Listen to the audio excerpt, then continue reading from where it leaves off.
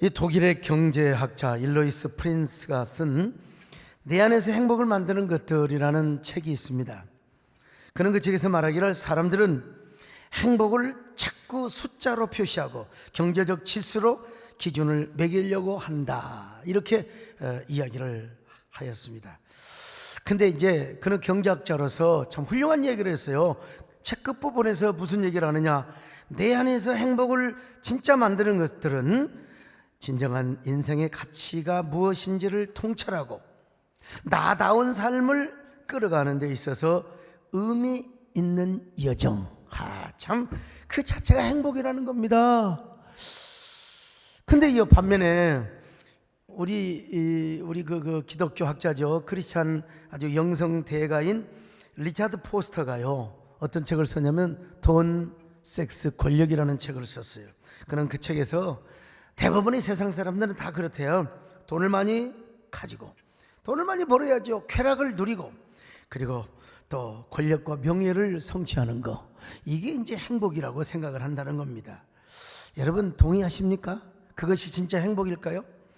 그러나 러시아의 단편 소설의 아버지라 불리우는 안톤 체호프는 진짜 아주 전혀 또 다른 대답을 했습니다. 자기가 가장 행복했을 때는 언제냐? 자신의 책이 가장 많이 팔리고 베스트셀러가 되어서 부와 명예를 가질 때, 그때가 아니었다는 것입니다. 여러분, 저도 책을 50권을 넘게 냈는데 많이 팔리면 좋죠. 또 진짜로 정말로 베스트셀러가 여러 번 있었지 않습니까? 근데요, 자신이 가장 행복할 때는 17세 소녀로부터 편지를 받았을 때였다는 겁니다. 17세 소녀. 그 편지 내용이 뭔 줄 아세요? 선생님, 저는 선생님의 글을 읽으며 단 한 번도 사전을 찾아본 적이 없어요. 여러분, 자신의 글이 너무나 쉬워서 책을 읽는데 17살 소녀가 사전 한 번 찾지 않고 쉽게 읽었다는 그 내용의 편지를 읽고 이 세상에서 가장 행복했다는 겁니다. 참 그런 의미에서 안톤 체호프는요, 너무나 인간적이고 휴머니스틱한 고백을 한 겁니다. 참 인간적인 사람이죠. 내가 좋아하는 사람에게 인정을 받고 내가 사랑하고 존경하는 사람에게 칭찬을 받는다는 게 얼마나 행복한 줄 아세요? 이런 의미에서 이런 얘기 또 안 오고 갈 수도 있는데요, 참새가 또 어떻게 지나가겠습니까? 저희 집사람 애기 없다는 거 다 아시죠? 근데 감사한 것은 여러분들한테는, 그리고 우리 애들한테는 왜 이렇게 우리 여러분 성도들 자녀들한테 애교가 많은지 몰라. 야, 너 잘 있었니? 그리고 사탕 갖다 주면서 얼마나 잘해준지 몰라요. 근데 저한테는 아직도 이 말을 못하고 있습니다. 목사님, 어쩌면 그렇게 설교를 은은스럽게 잘하세요. 요즘 따라 설교가 더 좋아지고 있는 것 같아요. 난 진짜 우울증이 올려가도 목사님 그 긍정적 설교를 들으면 진짜 제가 뿅 간다니까요. 이런 얘기 안 합니다. 제가 장담합니다. 앞으로도 안 할 겁니다. 왜? 그렇게 생겼기 때문에. 그러나 고마운 것은 우리 장로님들한테 어쩜 그렇게 장로님 그러는지 몰라요. 사모지요. 여러분, 소펜하우어라고 하는 철학자 아시죠? 그는 행복론과 인생론이라는 책을 썼습니다. 소펜하우어는 프로이드 및 융의 심리학에 많은 영향력을 끼친 실존주의 철학자입니다. 어떤 의미에서 염세주의 철학자지요. 그는 1788년 부유한 상인의 아들로 태어났습니다. 아버지는야, 너 장사해라, 돈을 많이 벌어라, 거상이 되어라, 만상이 되어라. 근데 이 쇼펜하우어는 돈 버는 것보다도 생각하고 탐구하고 연구하는 걸 좋아했어요. 사색하고 말이죠. 그러다가 어느 날 아버지가 상점 창고에서 일을 하다가 떨어져 죽는 모습을 발견해, 에라이, 아버지 죽고 나서 상점을 다 정리하고 대학에 들어가서 철학 공부를 합니다. 사실 우리는 그가 염세주의 철학자라고 이제 그렇게 알고 있잖아요. 근데 그의 책 행복론과 인생론을 보면은 염세주의자보다는 실존주의자의 성향이 더 짙게 나타난 걸 볼 수 있어요. 돈도 명예도 사랑도 다 싫다, 그러기만 서판을 이렇게 인각이 되었는데 말이죠. 그는 행복론에서 사람이 행복하기 위해서는 기본적으로 4가지를 갖춰야 된대요. 첫째는 뭐냐면 명랑한 정서가 필요하다는 거예요. 명랑한 정서, 매사를 긍정적으로 밝게 보고 밝게 생각할 수 있는 정서가 필요하다는 거예요. 여러분 혹시 이 노래 아닙니까? 낭낭 18세, 낭낭 18세. 이선희 선생님이 불렀던 노래인데, 이런 거 보면 나도 이게 참, 나도 18살로 돌아가면 좋겠는데, 눈 감고 있는 사람 뜨세요. 오늘 돌아가실지 몰라요. 모든 걸 매사에 좀 밝게, 좀 긍정적으로 좀 볼 수 있어야 된다는 겁니다. 모든 걸 어둡고 삐딱하게 보고요, 그렇게 하는 사람은 행복과 거리가 멀다는 거예요. 여기 소목사를 닮아서 명랑하시기를 바랍니다. 내가 어릴 때부터 어른들이 뭐라고 한 줄 아세요? 두 가지 칭찬을 들었어요. 상고 단발 쫙 이러면 귀엽다. 저 여자한테 들었고요, 남자한테는 뭐라고 들으면서 저 새끼 명랑하네. 명랑 말이 명랑하단 말입니다. 두 번째는 건강한 몸이 있어야 된대요. 정서 다음으로 중요한 것이 뭐냐? 건강이요. 맞습니다. 건강해야죠. 제가 허리가 지난번에 한번 삐끔해갖고 며칠 고생했어요. 어떻게 자다가 허리가 삐끔합니까 도대체가, 정말. 그런데 참 요즘 의학이 좋더만. 그냥 주사 맞고, 또 우리 어제 저녁에 이재원 전사님 오셔서 딱 그냥 링거에다가 또 놓는, 허리가 딱 풀려버리더만. 보니까 참 건강해야죠. 건강하지 못하면 아이고 행복할 수가 없어요. 세 번째는 정서적 혹은 심리적 평온이 있어야 된다는 것입니다. 그런 의미에서 이제 지나친 욕망을 버리래요.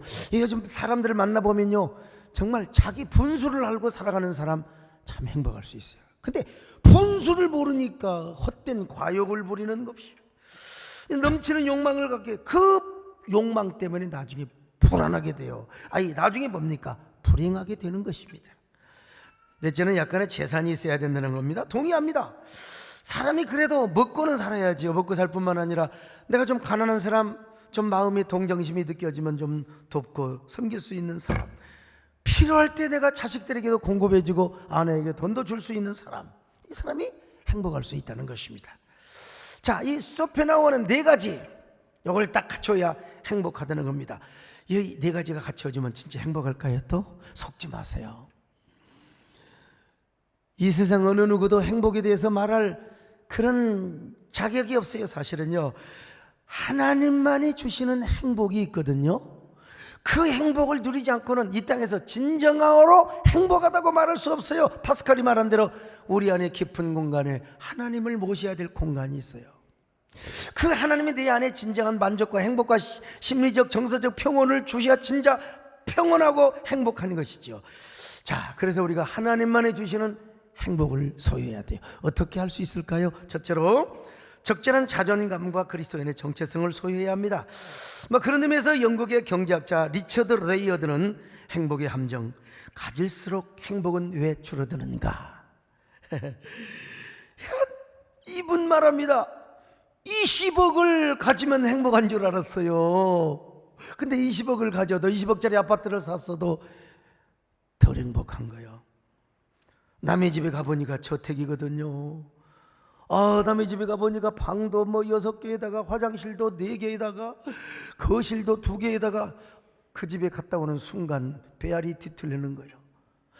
그래 내가 50억짜리 집이 있으면 정말 좋겠다 그랬는데, 얼마나 열심히 10년 동안 일해가지고 50억짜리 집을 샀는데 보니까 50억짜리 집을 사도 행복이 없더라는 거예요. 만족이 없어요. 100억을 가져도 여러분 오히려 행복감이 말라져 가더라는 거예요. 그래서 그는 책을 통해서 사람들은 항상 행복의 함정 속에 살아간다는 것입니다. 오히려 사람들은 더 가지면 더 가질수록 행복감이 줄어들더라는 거예요.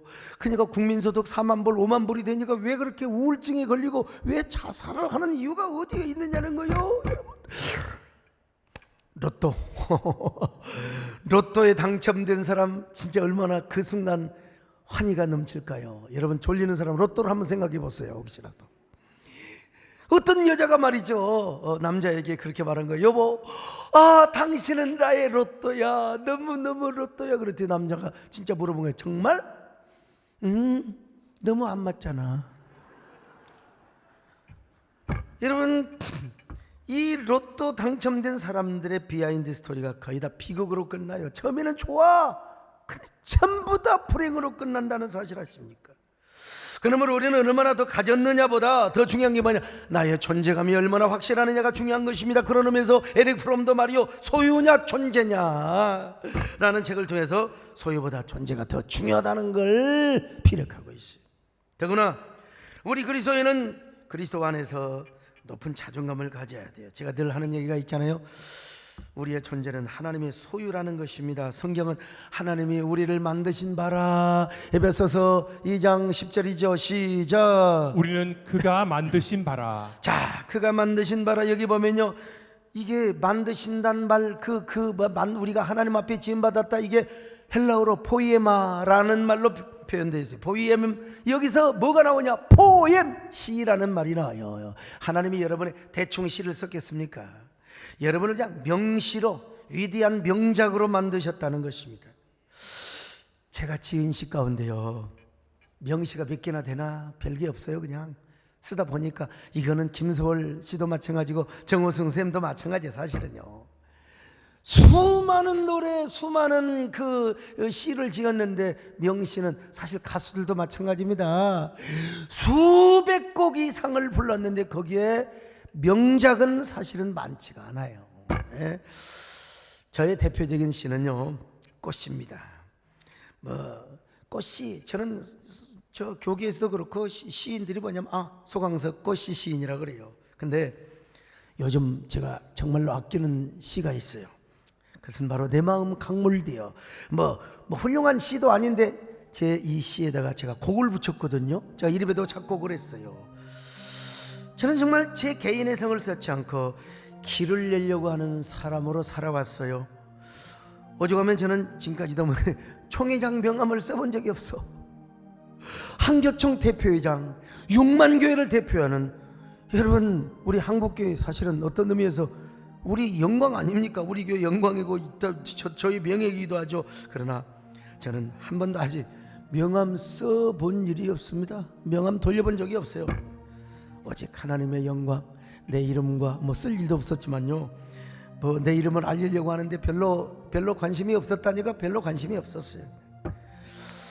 저는 최근에 우리 교단과 청신 그리고 한국교회 연합사역을 하면서 가슴 아프고 답답한 경험을 할 때가 왜 길을 내야 되니까. 옛날 경부선 내려고 할 때 경부선 다 반대했지, 누가 찬성한 사람 누가 있었겠어요? 그러니까 여러분, 그런 것들이 말이에요, 뭐하게 그런 일을 하려고 하느냐. 소목사 편하게 1년 동안 그냥 종회장하고 한교총 대표회장하고 끝나면 되는 거지, 뭘 그렇게 어려운 일을 하느냐. 이런 것들이 뭐야, 저에게 아픔이 되고 상처가 될 수 있어요. 그리고 그 상처와 아픔은요, 얼마나 나의 애간장을 태우겠습니까?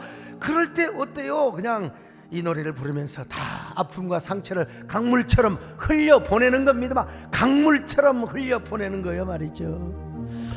내 마음 강물대요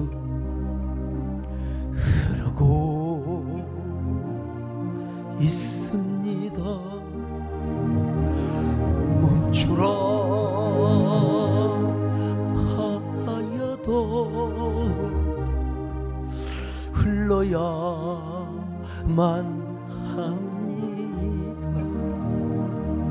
보냄을 아쉬워 않고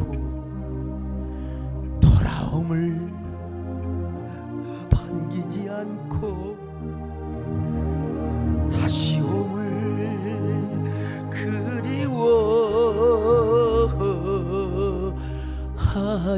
그리워하지도 않습니다. 다시요. 자, 하는데요, 대신 박종 목사 한번 해보세요. 이게 묘매입니다 여러분. 멈추지 않고 흐르는 것만이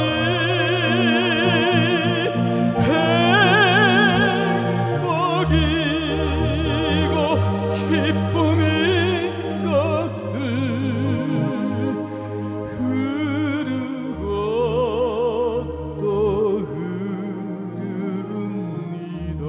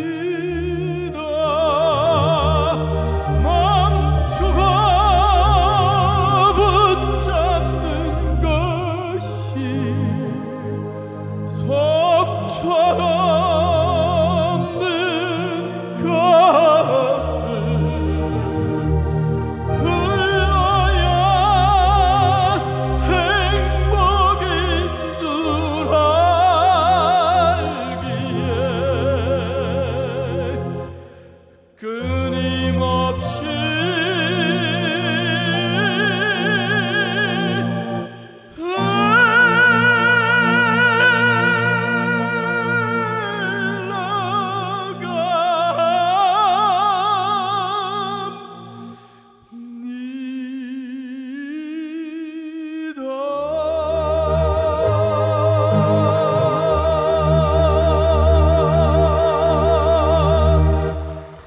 오늘 그 1부, 2부 예배 하니까 내가 원하는 감성이 잘 안 나와요. 우리 세계적인 이 테너죠? 소프라노가 아니라. 그 제가 아까 금방 연습을 했어요. 그리고 성악하는 사람들은 저음을 자꾸 이렇게 자기 식으로 빼려고 하거든요. 그래서 앞대가리는 내가 하겠다. 그리고 뒤에는 당신이 해라. 또 오늘 정말 잘하셨네요. 박수 한번 다시 한번 해주세요. 이거 여러분 쉽게 듣지 마세요. 제 중년 가장 힘들고 어려울 때 정말 그 뭐라고 할까요? 배신이라고 할까요? 배신의 계절, 배반의 장미. 정말 그런 순간에 제가 이 가사를 썼고 이 곡을 제가 썼습니다. 가끔 제가요, 저 양반 천국 갈까? 저 양반 어떻게, 저 사람은 어떻게 그리스도인이라고 해? 저 사람은 어떻게 하나님 종이라고 해? 그런 생각을 할 때마다 내가 이 노래를 불러요. 그리고 다시 저의 존재감, 다 어차피 지나가는 것들, 어차피 다 고통도 미움도 원망도 지나가는 것, 아이고 강물처럼 흘려보내버리자. 그러면서 제가 이런 생각을 합니다. 그래, 난 누가 말해도 하나님의 자녀다. 나는 이 시대의 참대원 하나님의 종이다. 누가 뭐라 해도, 나는 누가 뭐라 해도 짓고 공격하고 비난해도 나는 내 길을 간다. 나는 한국교회를 하나로 세워가는 그런 지도자가 될 것이다. 이럴 때 여러분 내 마음에 평화가 오고 내 마음에 행복이 오더라고요. 그리고 여러분, 아이고 서목사 당신 말이야, 그냥 한번지 뭘 그렇게 힘들게, 그냥 뭘 그렇게 그냥 생태계니 뭐 공적사역이니. 여러분, 저에게는 또 이런 말씀이 있어요. 물 가운데, 아무리 불 가운데 지나가도 죽지 않아요. 누가 욕한다고 비방한다고. 여러분, 나에게는 신념이, 하나님 앞에 확신이, 내가 가는 길에 대한 확신이 있단 말이요. 자, 이사야 43장 1절입니다. 시작. 야곱아, 너를 창조하신 여호와께서 지금 말씀하시느니라. 이스라엘아, 너를 지으신 이가 말씀하시느니라. 너는 두려워하지 말라. 내가 너를 구속하였고 내가 너를 지명하여 불렀나니 너는 내 것이라. 자, 우리가 하나님 것이래. 하나님 것이요. 그냥 우리가 열어보세요. 자, 강물을 건너도 강물이 우리를 엄몰하지 못해요. 불꽃을 지나가도, 코로나 불꽃을 지나가도, 코로나 왕관, 가시 같은 왕관을 지나가도, 여러분 또 하나님이 보호해 주시면 보호해 주시는 건, 그렇다고 우리가 조심하지 말자는 게 아니라 당연히 조심하지만, 우리가 모르는 사이에 스쳐가도 하나님이, 나는 얼마나 많은 코로나 확진자 옆에 스쳐갔는데 그때마다 다 조사받았지만 저는 음성. 여러분 진짜 우리 공동묘지도 음성에다가 삽시다. 여러분, 부활의 동상, 우리는 죽어도 코로나는 안 걸립니다. 음성. 이사야 43장 2절 시작. 내가 물 가운데로 지날 때에 내가 너와 함께 할 것이라. 강을 건널 때에 물이 너를 침몰하지 못할 것이며 내가 불 가운데로 지날 때에 타지도 아니할 것이요 불꽃이 너를 사르지도 못하리니. 자, 여러분, 일반적으로 여러분 심리학자들에 의하면 일평생 동안 사람들이 얼마나 불안하고 얼마나 우울감을 겪느냐, 57,800번 정도의 불안함을 겪는다는 거예요. 참, 이거 우리도 모르는 순간에 지금요 2만, 3만 이상 아마 불안감을 겪었을지도 몰라요. 그러나 우리가 예수 그리스도 안에서 자신의 존재감과 정체성을 찾으면 이 모든 것, 두려움을 이길 수 있습니다. 불안을 이길 수 있어요. 우울감을 이길 수 있어요. 왜냐? 하나님이 우리를 지킨다는데. 어떤 사람 옛날에 그 G.O.D가 불렀던 노래가 있어요. 내가 가는 길인지 도대체 어디인지 무엇인지요, 몰라. 알고 싶지만 네가 모르는데도 또 아직도 그 길을 걸어가고 있다니, 세상에. 나는 왜 이 길에 서 있나, 이게 정말 나의 길. 이거는 전혀 반주자와 거래가 안 됐기 때문에 지금 뭔 노래인지도 몰라요. 아무튼 우리는 우리가 가는 길이 어떤 길인지 알아요, 여러분. 그 길이 바로 사명의 길이요, 하나님의 자녀가 걸어야 할 길이라 이 말입니다. 예. 그럴 때 우리 하나님께서 우리를 지켜주시고 보호해 주세요. 두려움이 없습니다. 걱정이 없습니다. 베드로전서 2장 9절에 보니까 왜 갑자기 음악이 나온지 모르겠어요. 여러분, 우리의 정체성이 나와요. 자, 베드로전서 2장 9절입니다. 시작. 그러나 너희는 택하신 족속이요 왕같은 제사장들이요 거룩한 나라요 그의 소유가 된 백성이니 이는 너희를 어두운 데서 불러내어 그의 기이한 빛에 들어가게 하시니 아름다운 덕을 다른 거 선포하게 다 하라 하시니라. 좋아요. 여러분, 지금 사방의 코로나의 그 검은 레이저 광선이 여러분들이 어떻게든지 숙주를 삼으려고 하고 있단 말이죠. 그래도 우리는 어떻게 살아가느냐? 기이한 빛 속에 살아가요. 예수 그리스도가 오실 그 광채 속에서 우리가 살아간다니까. 광채 속에서요. 그러니까 이 광채 속에서 살아가는 사람들이 뭐요? 당연히 두려움이 없어요. 우울감이 물러갑니다. 당연히 자존감과 정체성이 가득해요. 그러니까 이런 사람은 아무것도 두려워할 이유가 없지요. 아멘, 할렐루야. 행복한 존재가 되는 거죠. 아무것도 두려워 말라. 주 나의 하나님 지켜주시. 놀라지 말, 겁내지 말. 주님 나를 지켜주시. 내 맘이 힘에 겨워 지칠지라 주님 나를 지켜주시네. 세상에 험한 풍파 몰아칠 때도 주님 나를 지켜주시네. 주님은 나의 항상, 주님은 나의 요새,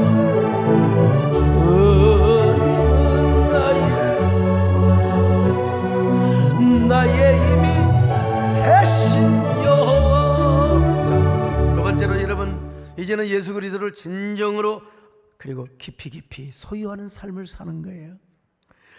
마태복음 13장에 보면요, 아주 횡재를 만난 남자가 하나 나와. 어느 날 남의 집에 쟁기질을 하고 있는데 보니까 뭐가 쟁기가 걸려서 파보니까 구리개짝에 포화가 있는 거예요. 포화. 옛날에는 은행이 없을 때 다 포화를 구리개짝에 넣어가지고 땅속에 묻어둬요. 그럼 이제 그걸 아들에게 유언을 남겨야 될 거 아니에요. 근데 이 영감 어르신께서 미리 알려줘야 되는 저놈의 자식이 캐다 갖다 할까 싶어서 죽을 때 알려주려고 하는데 심장마비로 죽어버렸어. 세상에. 그러니까 이제 임자 없는 물건이 되어가지고 50년, 100년, 200년, 300년 있다가, 아이고 여러분, 여기 소목사같이 이제 운 좋은 사람, 하나님 은혜가 넘치는 사람, 어떻게 그냥 그 땅을 사가지고 집을 짓는데 그게 바로 구리개짝에 나와서 보니까 세상에 수백억, 수천억이 탁 들어있는 거야. 여러분, 얼마나 횡재 만난 사람입니까? 그래서 그 땅을 차지하고 그 땅을 샀던 이 횡재 만난 사람이 얼마나 행복한 것인가. 예수님 그 말씀을 해주셨거든요. 자, 마태복음 13장 14절입니다. 시작. 천국은 마치 밭에 감추인 보화와 같으니 사람이 이를 발견한 후 숨겨놓고 기뻐하며 돌아가서 자기의 소유를 다 팔아 그 밭을 그 사느니라. 보화가 있는데, 과거에는 여러분, 당시의 법으로는 내 땅에서 파면 될 것인데 남의 땅에서 파면 2분의 1 값어치기로 나눠요. 그걸 숨겨두고 몰래 다 팔아다가 모든 소유를 팔아서 그 땅을 사가지고 그 보화를 자기 것으로 만들었다는 얘기입니다. 거기에 있는 바로 보화는 누구를 의미합니까? 우리가 믿는 예수 그리스도를 의미해요. 그러니까 이 농부는요, 횡재 만난 그리스도를 비워가고 있습니다. 횡재. 여러분, 예수 믿으려고 해서 믿었어요? 어떤 사람은 뭐 어머니가 믿고 아버지가 모태신앙 한 사람도 있지만, 여기 대부분 다 인생의 풍파 만나고, 오늘 이혜정 집사님 인생의 풍파 만나다 보니까 어떻게 또 종점에 와가지고 여기서 우리가 뭐 밤 깊은 마포 종점도 아닌데 우리가. 그리고 어떻게 그 넓은, 아니 내가 영국에 집회를 갔는데 거기서 또 참 횡재입니다. 횡재. 이게 여러분, 제가 예수를 믿고 목사가 됐겠습니까? 아직도 제가 젊음이 혈기가 있어. 지난번에 총회관에서 허리가 삐끔하는데 어떤 사람이 뭐 자기 마음대로 안 된다고 이 길을 막기 때문에 내가 그냥 허리고 나발이고 해서 그냥, 제가 이래봬도 아직도 제가 여러분, 내가 봐도요 목사 될 사람이 아니에요. 배장로님, 내가 사업을 해야 돼. 목사님, 장로님에서 목사하고 돈을 그렇게 하는 게 아닙니다. 돈을 좀 더 많이 버세요. 내가 사업했으면 왕창 벌었을 거예요. 왕창 벌었어요. 예?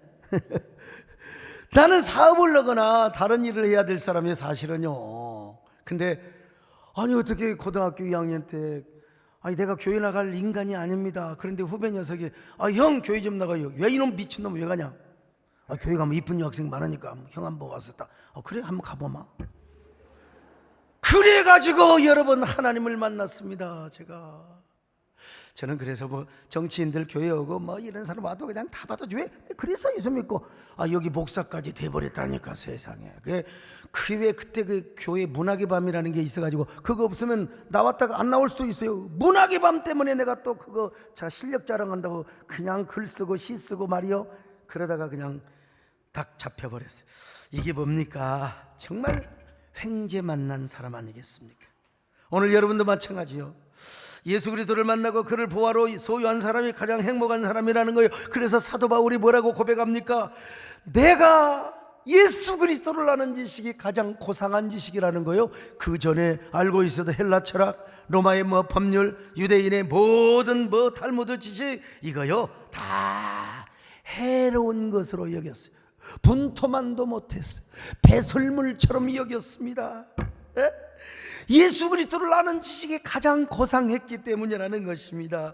예수 그리스도를 소유하는 것이 제 인생의 가장 큰 보화였다는 것입니다. 자, 빌립보서 3장 7절로 8절을 봅니다. 시작. 그러나 무엇이든지 내게 유익하던 것을 내가 그리스도를 위하여 다 해로 여길 뿐더러 또한 모든 것을 해로 여김은 내 주 그리스도 예수를 아는 지식이 가장 고상하기 때문이라.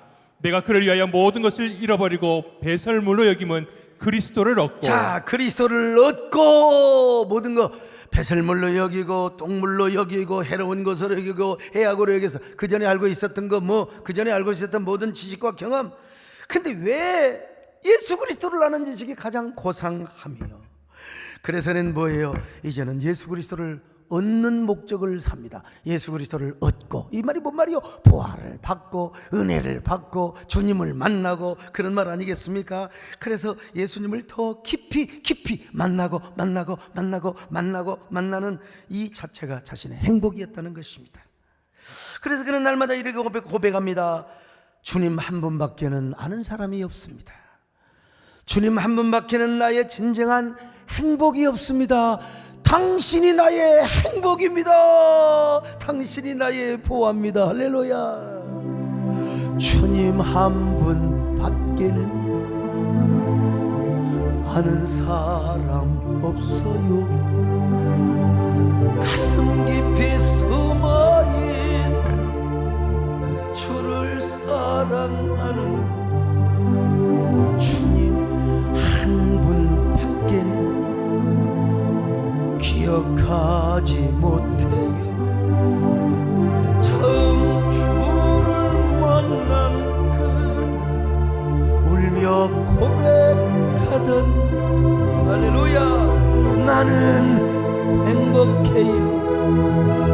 죄성 받았으니 아버지 품 안에서 떠나서 나는 행복해요. 사랑이 샘솟으니 이 세상 무엇이나 최고로 남아. 저는 이 노래 우리 남진 장로님이 잘 익혀가지고 이 노래는 부르면서 다리도 떨 수 있거든요. 나는 행복해요. 그래서 사랑이 이거 한번 동지 못지않게 부르면 아주 좋을 것 같아요. 아주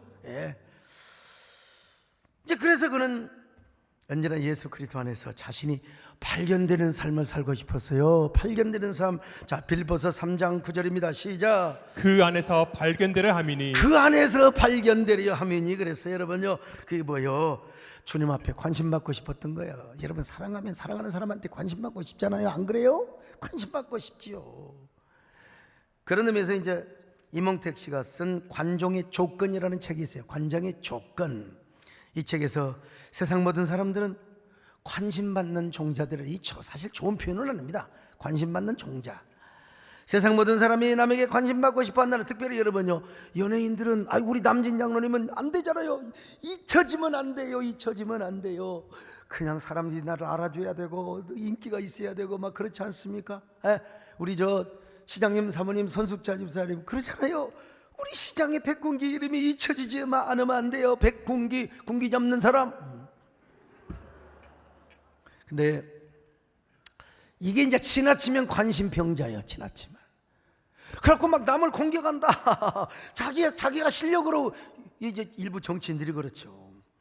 어떻게든지 프레임을 만들어서 상대방을 깎아내려서라도 자기를 부각시키려고 하는 거예요. 이게 뭐예요? 관심종자라 이 말이에요. 여러분, 그러면 안 됩니다. 교회 안에서도 막 사고 쳐가지고 자기가 관심 받고 싶어하고, 교계 안에도 그런 게 있다니까 막 내부 총질을 합니다. 어떤 사람은 막 저 공격해가지고 유명해진 사람도 있어요. 그냥 참나. 그러나 사도 바울은 진짜 거룩한 관종으로 살아갔습니다. 사람의 평판이나 인기 따위 그런 거 소용없어요. 나도 바울의 길을 가고 있습니다. 하나님이 나를 어떻게 보고 계시는가? 하나님이 나를 어떻게, 나는 하나님 보시기 어떤 사람인가? 그러므로 나는 하나님을 기쁘시게 해야지, 하나님을 즐겁게 해드려야지. 여기서 사도 바울은 행복을 찾았다는 거예요. 여러분도 이런 데서 행복을 찾으시기를 축원합니다. 사도 바울처럼 거룩한 관심종자, 거룩한 관종으로 살아가세요. 거기에 행복을 느끼셔야 돼요. 행복의 주인공이 되십시다. 할렐루야. 내가 원하는 한 가지, 주님의 기쁨이 되는 것. 내가 원하는 한 가지, 주님의 기쁨이. 다시 한번 의렴을 합니다. 할렐루야. 내가 원하는 한 가지, 주님의 기쁨이 되는 것. 내가 원하는 한 가지, 주님의 기쁨이. 여러분, 행복하시면 아멘 하시기 바랍니다. 아멘은 크게 안 해도 돼요. 자, 세 번째 마지막으로, 거룩한 오토 틀리기 삶을 살아야 돼요. 오토 틀리기란 말이 뭔 말이냐? 자기 스스로를 의미하는 오토, 목적을 의미하는 텔러스. 이게 이제 결합된 단어입니다. 무슨 말이냐? 미래의 이익에 대한 기대 없이 단순히 그 자체の목적의식과 의미를 갖는 행위. 이게 조금 어려워. 무슨 말이냐? 내가 좋아서 하는 거야. 목적 없이. 내가 손장로님한테 잘한다? 내가 손장로님의 호주머니에 있는 돈을 빼내려고 하는 게 아니라 내가 좋아서 하는 거야. 내가 돈 얘기 나오면 또 어쩔 수 없이 여러분, 내가 무슨 이익을 바라고서가 아니라, 부담을 갖고 하는 게 아니라, 내가 좋아서, 내가 손장로님 좋아서, 장로님 내가 뭐 도와드릴 게 뭐가 해? 또 하다 보면 또 몰라, 그 이상한 야를. 과원이나 양론에 가서 부부가 가서 봉사하는 이유가 어디에 있어요? 다 그래. 스스로 좋은 일을 하면서 그냥 학교 앞에서 막 그 깃발 들어주고, 사실 그거 있다고 해서 교통사고 나고 그러지는 않죠. 그래도 그런 일을 함으로써 행복감을 갖지 않습니까? 저가 참 그런 성품인 것 같아요. 진짜 내가 왜 이렇게 마음이 좋은지 누구에게든지 저는, 그리고 내가 좋아하는 사람한테, 나 존경하는 사람한테, 좋아하는 사람한테 잘해주고 싶어요. 좋아하는 사람, 좋아하는 존경하는 사람들, 내가 좋아하는 가수, 나 우리 남진 장로님, 할렐루야. 우리 장로님 오셔서 줘라도 좋아요. 근데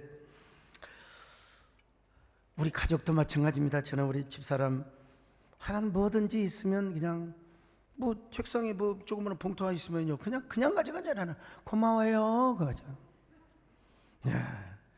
마누라니까 그럴 수 있죠. 아들도 큰 인물 만들기 위해서 계속해서 제가 뒷바라지고 공부합니다. 큰 인물 되거라.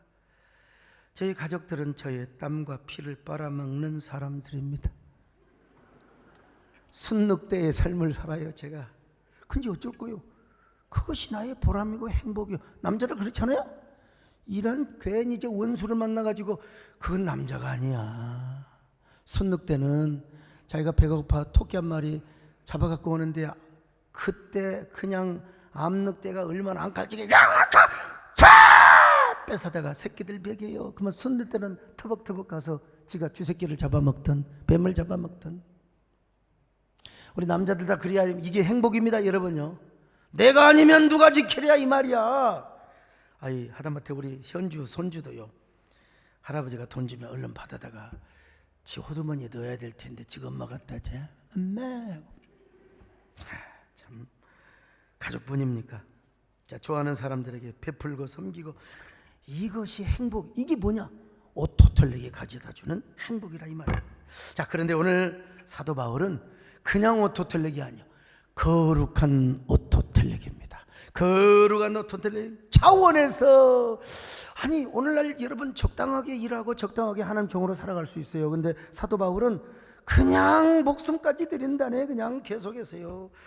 아무 죄도 없이 복음 전하다가 감옥에 갔잖아요. 감옥에 가서 재판을 받습니다. 재판을 받으면 거기 재판장에 아그리파 왕이고 베스토 이 총독이 있어요. 거기 가서 저는 무죄입니다, 나 억울합니다, 변호사 데려다가 그냥 해야 될 거 아니에요.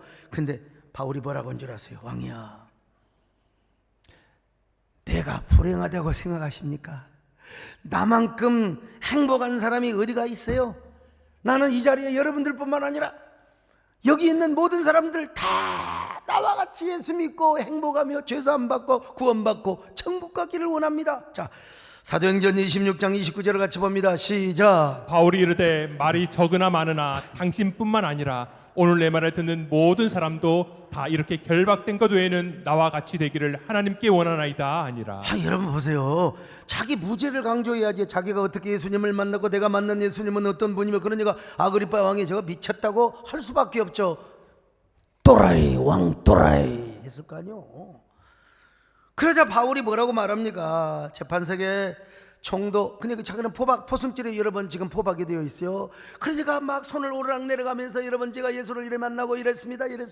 아이고 너 미쳤어. 그러니까 아니요, 내가 이렇게 포박이 된 것 빼놓고는 더 당신들이 나와 같이 되기를 원합니다. 뭐요? 나처럼 예수 믿고 나처럼 천국 가고 나처럼 죄사함 받고 나처럼 행복하게 되기를 바랍니다. 여러분뿐만 이 자리에 있는 모든 사람들이야 다 나와 같이 되기를 원합니다. 제가 봐도 진짜 왕또라입니다 여러분. 그러나 바울은 행복했어요. 그러므로 정독뿐만 아니라 여기 있는 사람들 다 예수 믿으세요 이 말이요. 다 행복하세요. 이 거룩한 오토텔릭의 삶을 살았습니다. 그러니까 자기는 행복하다고 고백할 수밖에 없어요. 여러분도 행복하면 하면 우리 고백해 봅시다 여러분요. 나는 행복해요, 사랑이 샘솟으니 아버지의 품 안에서 떠나 살기 싫어요. 나는 행복해요, 사랑이 샘솟아 이 세상 무엇이든 채우고. 여러분, 사람 이 세상에 이런 사람이 어디가 있어요? 그러니까 자신은 마지막 인생 죽음을 앞두고 전제처럼 부어진 삶을 살았다 그랬어요. 디모데후서 4장 6절입니다. 시작. 전제와 같이 내가 벌써 부어지고 나의 떠날 시각이 가까웠도다. 전제가 뭐예요? 구약의 제사는 짐승을 태워서 드렸잖아요. 자, 우리 쉽게 저기 어디 갈비집에 갔어요. 고기가 다 이제 거좀 다 이제 다 먹었어. 근데 아직도 지금 불은 사글사글하고 있어요. 거기다가 라면 몇 조가리를 한번 딱 불 속에 넣어봐요. 그 탄 냄새가 얼마나 맛있겠어. 이게 전제예요. 콘 가루를 그 타는 장작 부위에다가 탁 뿌리는 거예요. 그러면 냄새가 아주 그냥 죽여줘요. 아주 그냥. 옛날에 우리는 맨날 이렇게 제사밖에 없었어요. 그냥 설 돌아오고 추석 돌아 떡이 이제 굳어 있잖아요. 그걸 화로가에다가 두고 그거 한번 구워 먹어봐. 오늘 우리 떡 구워 먹읍시다. 죽여줍니다. 진짜 현빈 가수의 고백이 맞다니까 아주 그냥 죽여줘요. 그냥 죽여줘요. 거기다가 와인을 한 잔 쫙 부어요. 얼마나 그 냄새가 기가 막히지 않겠습니까? 지금 이런 고백으로 이제 기름 섞은 가루를 뿌리는 거예요. 하나님, 오늘 정말 예배 드릴 수 있어서 감사합니다. 우리 식으로 말하면 그런 거예요. 현장 예배 나와서 정말 감사합니다. 헌신도 할 수 있어서 감사합니다. 저도 이렇게 행복하고 즐거운데 하나님 얼마나 이 제사를 받고 기쁘시겠어요? 행복하시겠어요? 다음에도 오겠습니다. 다음에 예배 드리러, 다음에 현장 예배 드리러, 다음에 제가 헌금 가지고, 다음에 11조 가지고 또 오겠습니다. 아니, 평생 저는 물질이 아니라 주님이 원하시면 나의 생명도 드리겠습니다. 이게 지금 바울이 고백하고 있는 거예요. 주 예수께 내 생명도 바치니 더.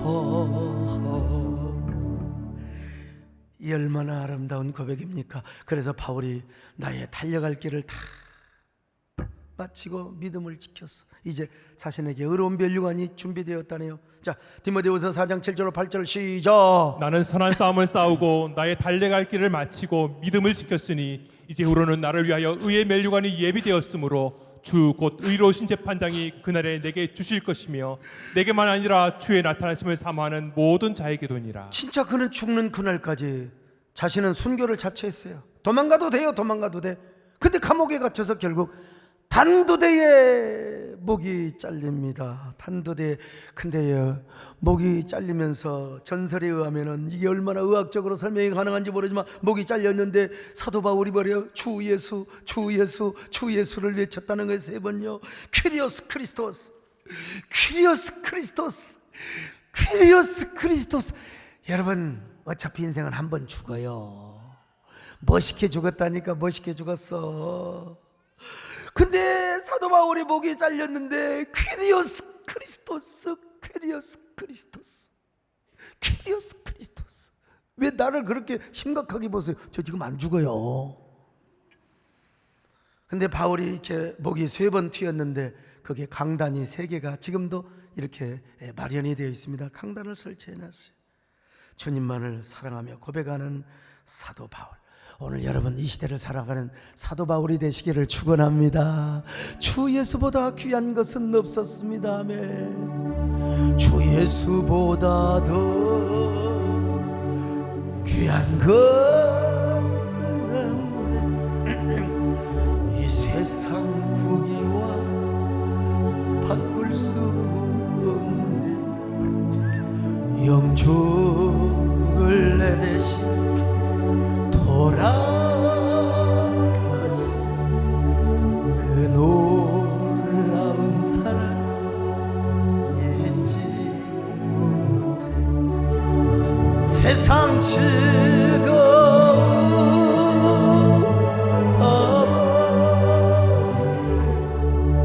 내 세상처럼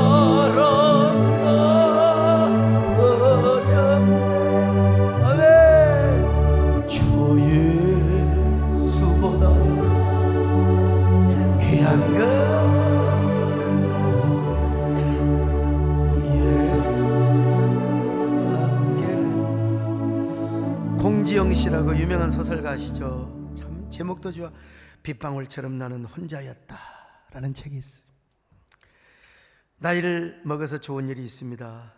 조금 무뎌졌고 조금 더 너그러워질 수 있었으며 조금 더 기다릴 수 있었습니다. 이 맞아요. 보니까요. 진짜 나도 나이를 먹어 보니까 옛날에는 막 급한 성격 말이죠. 근데 좀 무뎌지고 약간 자유로워지고 그리고 폭이 굉장히 넓어지고요. 여러분, 나이 먹어서 좋은 일이 뭐가 있을까요? 또 하나 있습니다. 나이를 먹을수록 더 행복해져야 됩니다. 왜 나이를 먹으면서 불행해져요? 노년에 나이를 먹으면서 행복해야죠. 나이를 먹을수록 내가 누구인가? 그리스도 안에서 존재감, 정체성을 가져야 돼요. 나이를 먹을수록 더 주님을 가까이 하며 주님을 소유하고 주님에게 관종의 삶을 살며 그분을 얻고 얻는 삶을 또 살아야죠. 그러면서 그분을 향하여 걸어간 오토텔렉. 언젠가 갈 거 아닙니까? 우리가 내 인생 여정 끝내어 강건 더 기를 때 하늘문 향해 내가 말하리라. 예수님 인도하셨습니다. 아름다운 이 세상 소풍 끝나는 날 가서 아름다웠다고 말하리라. 할렐루야. 언젠가는 여러분, 그래서 우리가 주님을 더 가까이 하고 주님을 향한 거룩한 오토텔렉의 삶을 살아서 그런 행복한 사람 되시길 바랍니다. 오늘 고백하세요. 다른 사람 몰라도 하나님, 저는요 오직 주님 없이는 살 수 없습니다. 내 주님의 거룩한 관종의 삶으로 살아야 됩니다. 나는 그분을 향하여 거룩한 오토텔렉의 삶을 살아야 합니다. 이렇게 고백하시는 저와 여러분 되시기를 축원합니다. 이 세상 주님 없이 어이 살 수 있나요? 다른 사람 몰라도 주님 없이 난 못 살. 가슴에 손을 얹고 이 세상 주님 없이 어이 살 수 있나요? 다른 사람 몰라도 주님 없이 난 못 살아. 주님, 나는 누굽니까? 우리에게는 적절한 자존감과 그리고 예수 그리스도 안에서의 정체성이 있습니까? 정말 예수 그리스도가 나의 진정한 부하로 내 안에 계십니까? 그분 때문에 나는 지금 행복하고 있습니까? 나는 행복하다고 생각하는데 주님 보시기엔 어떤 사람입니까? 이제 그분 때문에 남을 섬기고 하나님께 거룩한 오토텔렉의 삶을 사는 것, 나이를 먹으면서 우리 모두 더 이러한 사람이 되게 하여 주시옵소서. 이런 사람이 되게 하여 주시옵소서. 한 1분 동안 여러분 속삭이는 기도를 드립니다.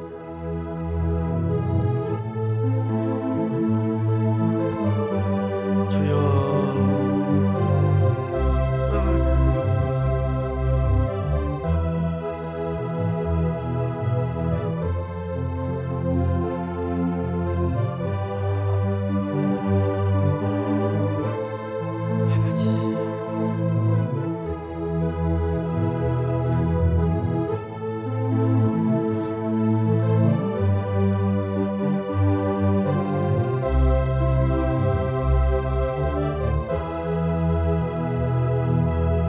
하나님,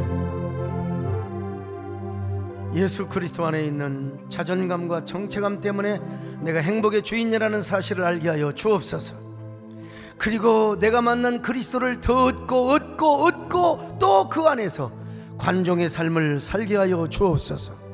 그리고 그분을 향한 거룩한 오토텔렉의 삶을 삼으로써 이 세상에서 가장 행복한 사람이 되게 하여 주옵소서. 상황보다도 하나님, 나 자신이 더 중요하다는 사실을 알게 하여 주옵소서. 예수님의 이름으로 기도드리옵나이다.